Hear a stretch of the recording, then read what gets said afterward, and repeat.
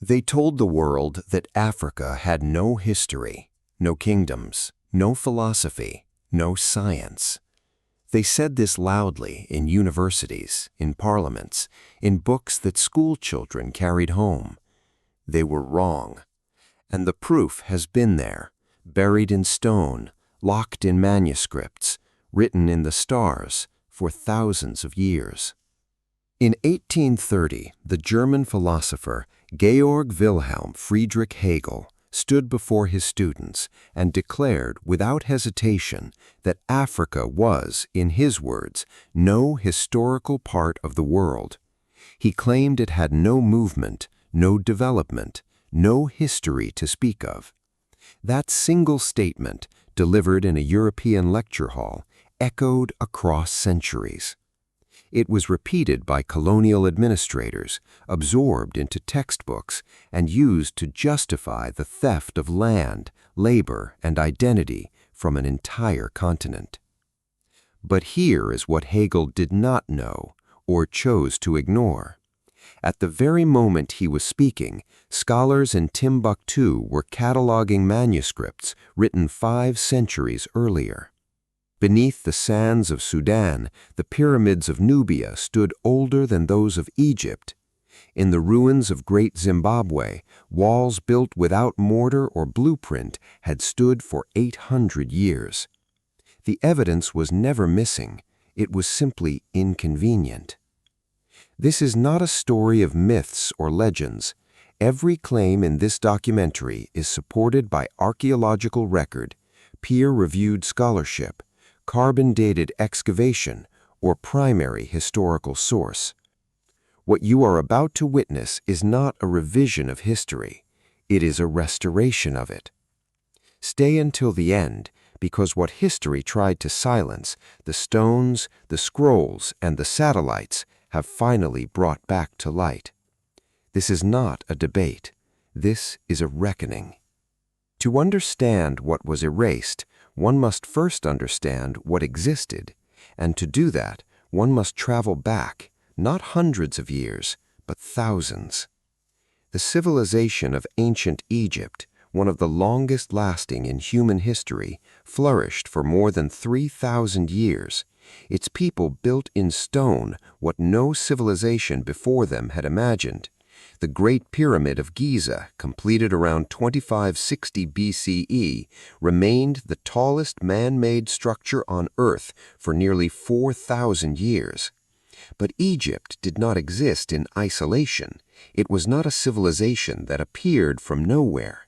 It was born from and nurtured by the African continent that surrounded it. Further south along the Nile lay the Kingdom of Kush, a civilization older in some of its traditions than Egypt itself, and one that history has treated with extraordinary cruelty in its neglect. The Kushites built more pyramids than the Egyptians.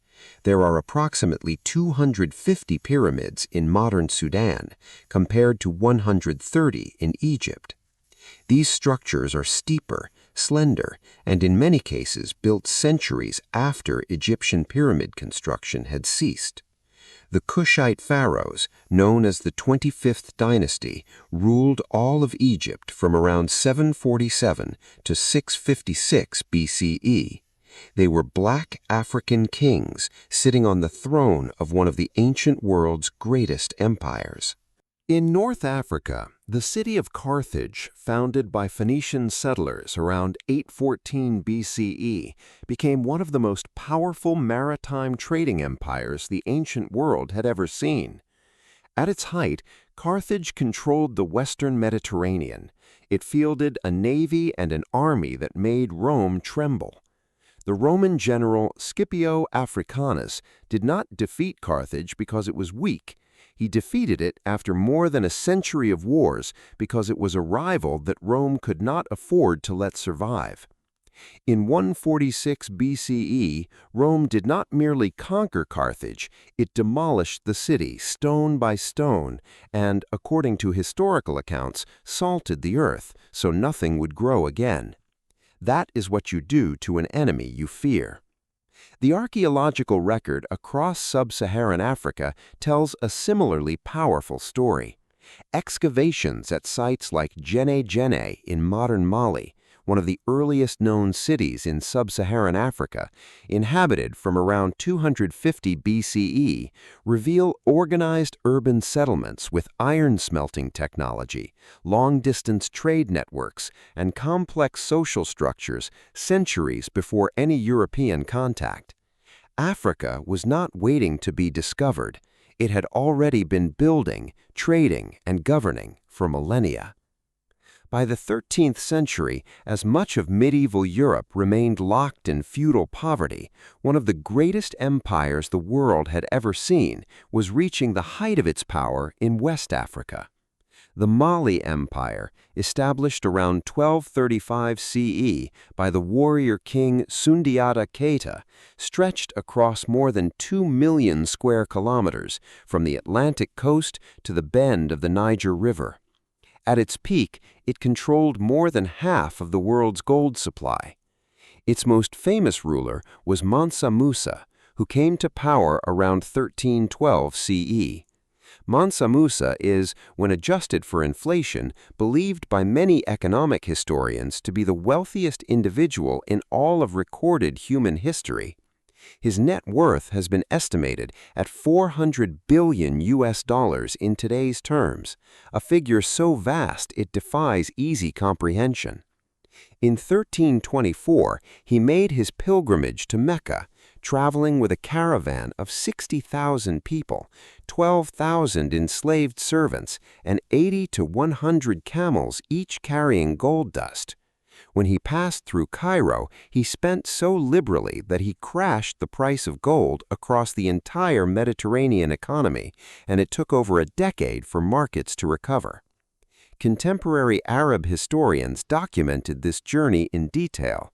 This is not legend, this is economic history.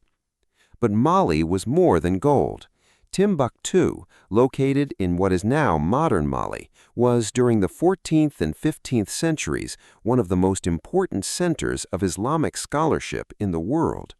The University of Sankore had an enrollment of some 25,000 students. Scholars there studied mathematics, astronomy, medicine, philosophy, and law.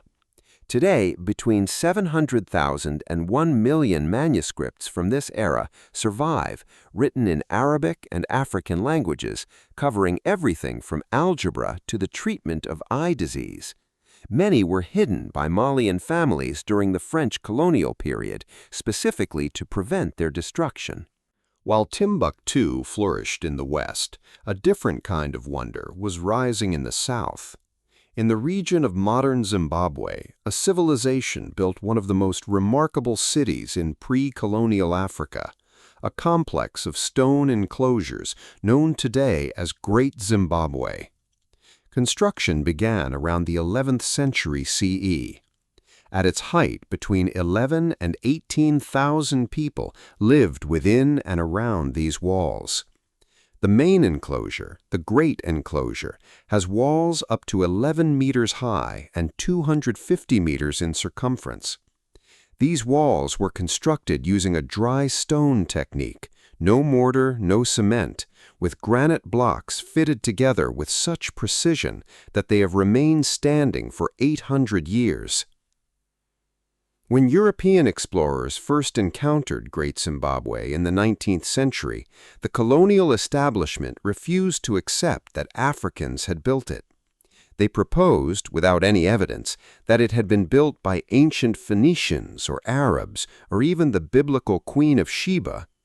It was not until the 1930s that serious archaeological investigation, led by Gertrude Catton Thompson, confirmed beyond any reasonable doubt that Great Zimbabwe was built by the ancestors of the Shona people of Zimbabwe. The colonial administration of Rhodesia suppressed her findings. In the Horn of Africa, the Kingdom of Aksum, centered in modern Ethiopia and Eritrea, flourished from approximately 100 CE to 940 CE. Aksum was one of only 4 major powers of the ancient world to mint its own gold coinage, alongside Rome, Persia, and the Kushan Empire of South Asia. It traded directly with Rome, Arabia, India, and China. The Aksumite obelisks, carved from single pieces of granite and some standing over 20 meters tall, remain among the most impressive monolithic structures in the world. One of them was looted by Mussolini's forces in 1937 and was only returned to Ethiopia in 2008 after decades of diplomatic pressure. And then there is the Kingdom of Benin, centered in modern Nigeria, which produced between the 13th and 19th centuries some of the most technically sophisticated metal artwork in human history. The Benin bronzes, thousands of brass plaques, sculptures, and ceremonial objects, were created using a lost wax casting technique that African smiths had independently mastered centuries before it was widely practiced in Europe. In 1897, a British military expedition sacked the royal palace of Benin City and seized over 3,000 of these objects. Most of them now sit in the British Museum in London. The Kingdom of Benin has been requesting their return for decades. What was done to African history was not accidental.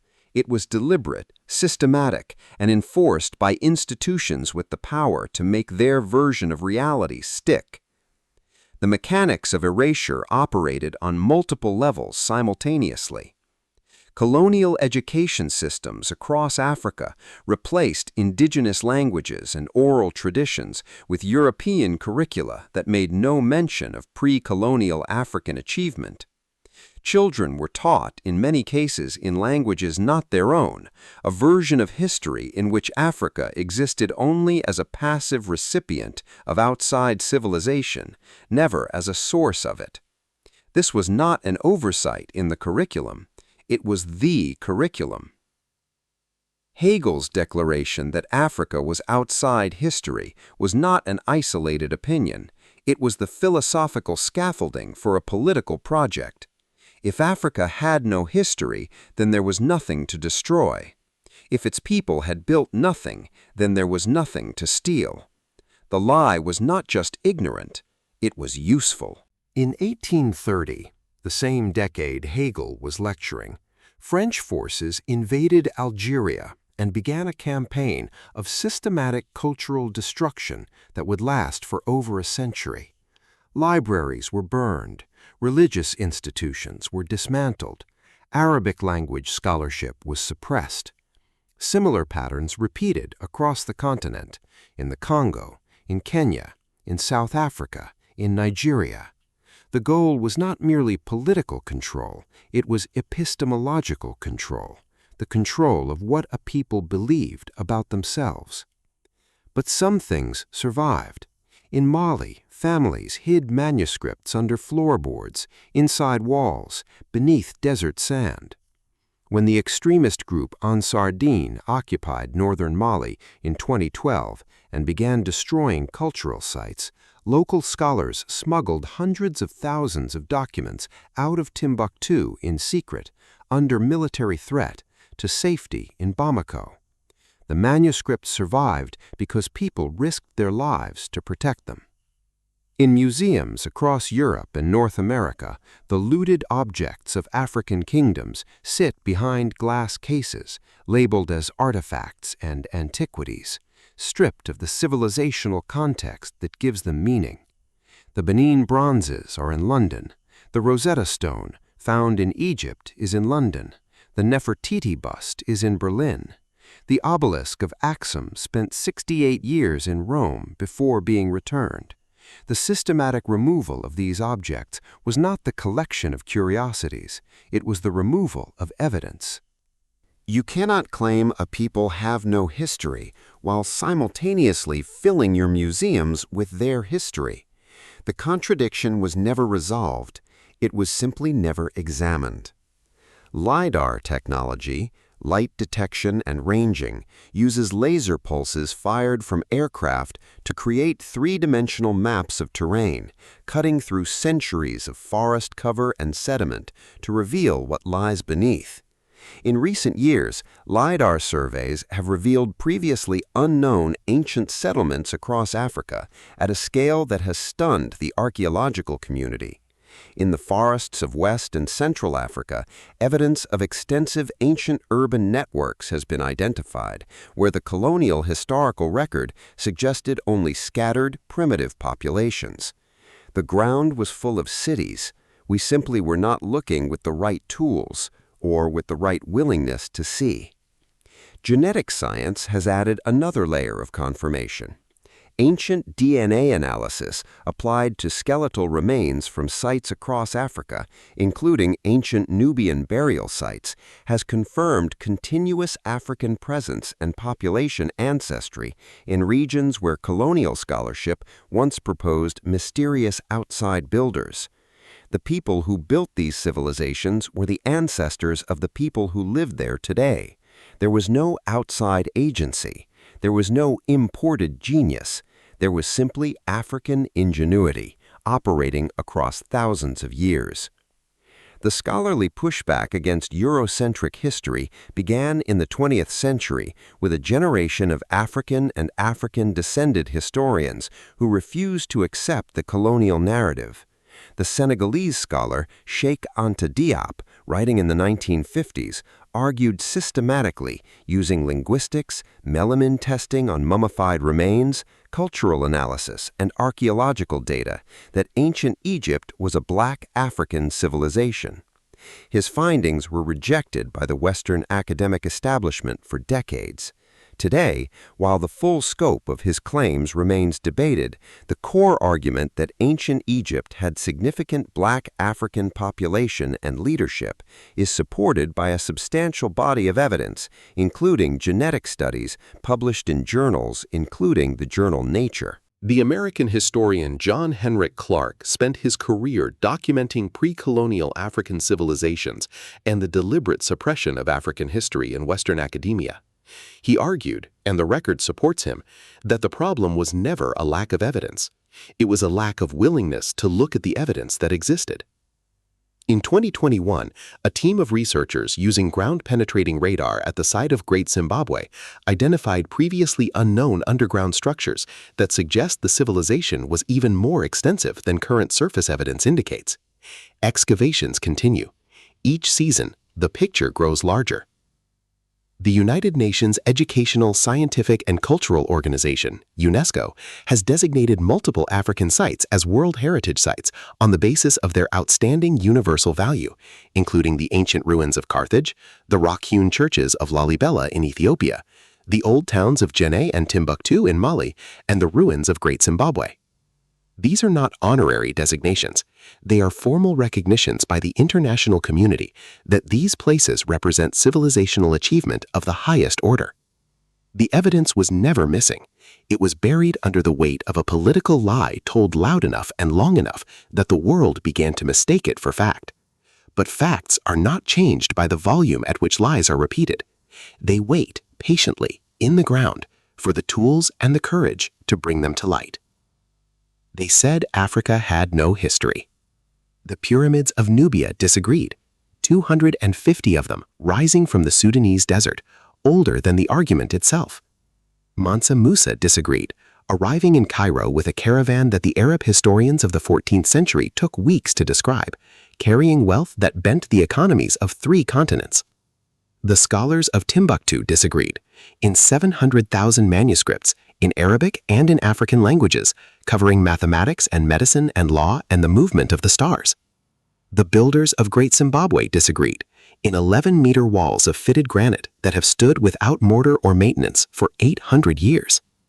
The smiths of Benin disagreed, in 3,000 bronze masterworks, now sitting in a museum in London, waiting to go home. The geneticists disagreed, the archaeologists disagreed, the satellite imagery disagrees, the carbon dating disagrees. History is not owned by those who shout it loudest. It belongs to the people who lived it, built it, buried it, and in many cases died protecting it from those who wanted it erased. Africa is the birthplace of humanity. It is the origin of agriculture, of written language, of mathematics, of medicine, of monumental architecture, of philosophy, of trade. It did not need to wait for history to begin. It was where history began. They said Africa had no history. Now you know otherwise. Share this, because the truth only wins when it travels. Subscribe, because there is far more buried ground left to uncover, and the excavation has only just begun.